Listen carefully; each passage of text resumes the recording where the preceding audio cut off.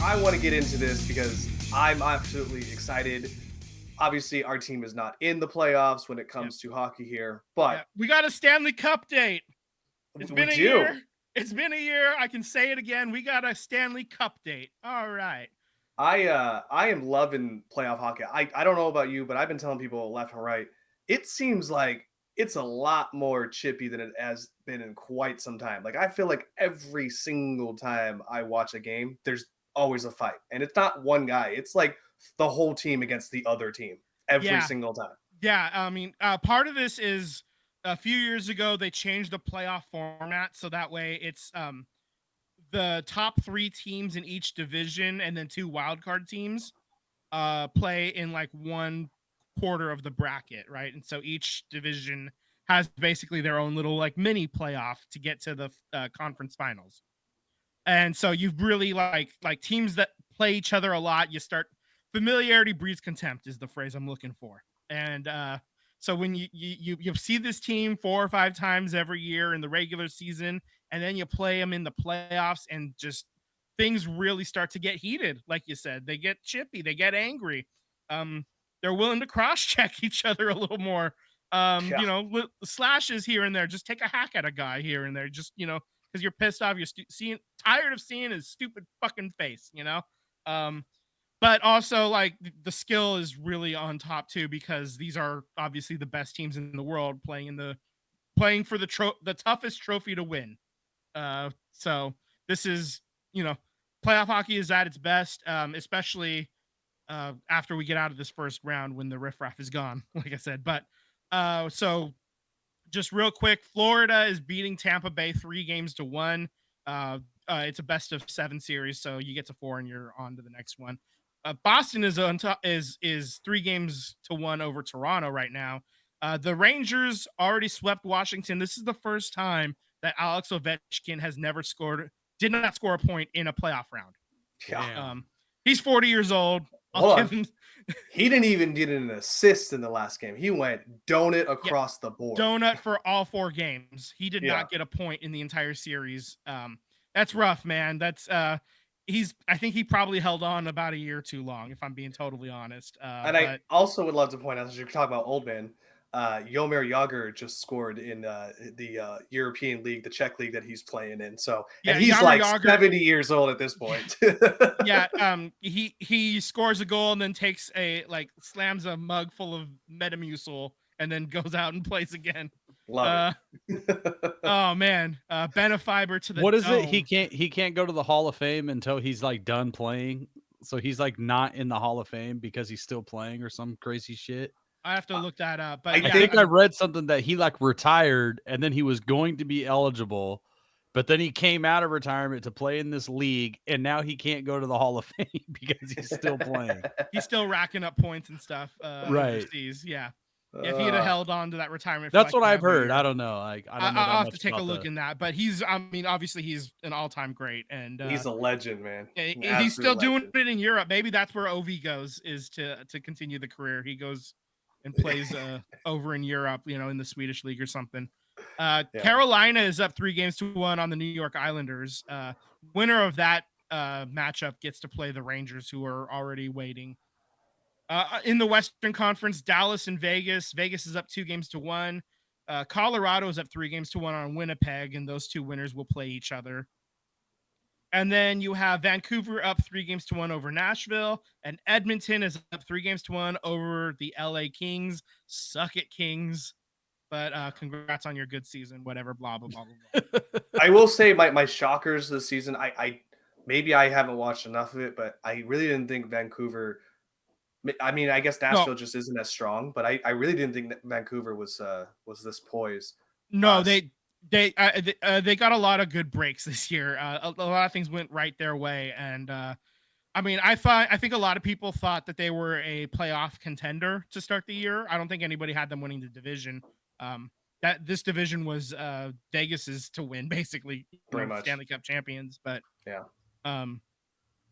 yeah. So Vegas kind of hobbled into the playoffs, but they're getting healthy again, and that's why they're up 2 games to 1 on Dallas right now. It hurts so bad seeing seeing Tomas Hertl with the assisting on a goal. Oh god, I Yeah, just hate it. I hate it so that one much. stung. And he's Mm. playing Joe Pavelski's team too, so it's like two of my all-time favorite Sharks, like two of my 5 all-time favorites, and they're playing against each other, and neither of them are on the Sharks, and that it's not fun, man. I'll tell you that. I am And straight up then not having a good time. you got Burnsy down there in Carolina about to do his thing against the Islanders. So yeah, Yeah, I yeah, feel it, man. I yeah. feel it. This is, Edmonton being a playoff team, everybody expected that. LA Kings are, I mean, I think that was a reasonable, like, we could see that that was a possibility as well. So, um, the real surprise was Vegas, barely sneaking in, and like I Mhm. said, it was the injuries that did them in, why they were barely able to get here. But now they're healthy again, just in time. This is very reminiscent to me of the 2009 Sharks, who were the President's Trophy winners, and the Ducks, the Anaheim Fucks got healthy just as the playoffs started. So a team that if they were healthy all year, they probably would have been a 3 seed or something like that. Like they would have been pretty high up, but they were the 8th seed because they lost too many games because they were injured the entire season. They get healthy, they beat the Sharks in 6 games, 8 seed over 1 seed. That's another embarrassing one that has happened to Sharks fans. So I mean, uh, we don't talk about Bruno, but the LA Kings one was probably the worst one. yeah, that one's the worst. The reverse sweep, but yeah, so speaking of the Sharks, they did fire David Quinn after 2 seasons. Unfortunately, when you're the 4th worst team and then followed up with the 1 worst team, the 1st worst team, I think he didn't get a fair shot, really. And I think he'll probably land as an assistant somewhere for a couple years, and then he'll get another crack at a head coaching job somewhere else. I'm Uh, just it I'm just just wasn't. surprised that the Barracudas head coach didn't get fired because I feel like the talent pool that was coming through and how John, they were being. John McCarthy is his name. Yeah. Yeah, I really, if you were going to ask anyone, I mean, David Quinn was his guy, but the John McCarthy, honestly, I don't think he's doing his team a service at all. I think he's doing a disservice. To be frankly honest with you, there's a lot of people that are upset with him. Yeah. Yeah, it's just I think because they did like freshen up the talent pool at the AHL level big time with all these trades with like Tomas Hertl getting traded, and now you got the draft coming up. Let's go ahead and throw that picture up. The draft odds, Tim. So basically the Sharks have the best shot at landing the number 1 overall pick. When you look at this graphic, you're going to see that the Sharks have an 18.5% chance to win, I believe. But there's a little twist in the way the NHL does their draft. A team can only move up 10 spots total. So if you're a team sitting in 12th through 16th, you can't move up to the number 1 overall spot. You can only go to 2, 3, 4, 5, or 6, right? Right? So if you're like, so the Sharks basically, if one of those teams wins the draft lottery, the Sharks still keep the number 1 overall pick because they can't get in front of the Sharks. So that's kind of,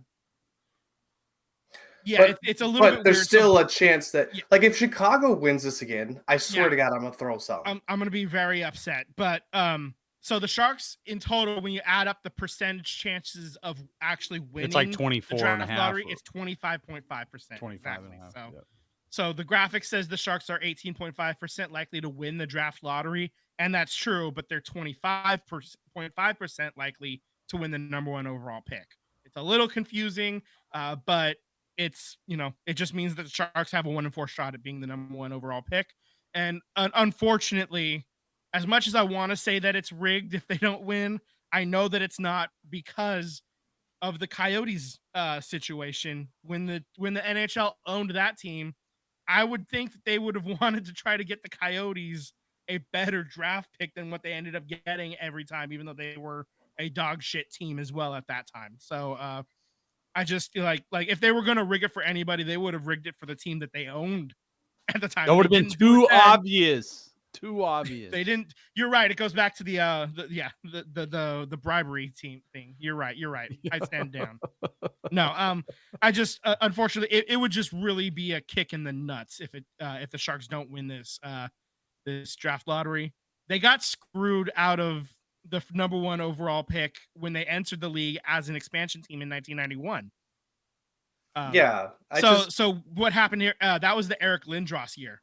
Eric Yeah. Lindros was going to be a Shark, but because of basically that was really weird. I'll do it real quick on this one. Okay, so the Sharks were San Jose was granted an expansion team, but it was basically being split up from the Minnesota North Stars.